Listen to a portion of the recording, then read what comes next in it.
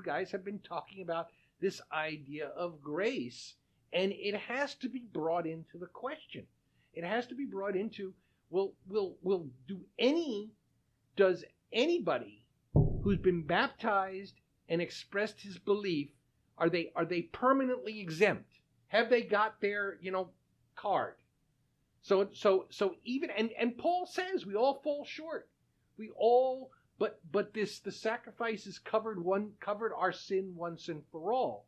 So it comes down to essentially, and we go back to a podcast we talked about this. If you don't believe in God, if you don't believe in the Christian God, Jesus and his salvation, are you headed for this hell, or however we've been talking about that? And that seems to be what the Bible says. Now we can go back and look at that podcast where we did, you don't believe in God, you go to hell. But does God send people to hell? But I think here we're dealing with an interesting situation as to what this is all about. And I hope that what we've been doing here is at least encouraging listeners to visit the Bible, to look at the Bible, to look at some of the scriptures, to pray about it, and to maybe come to some conclusions, but to be very wary of the tradition.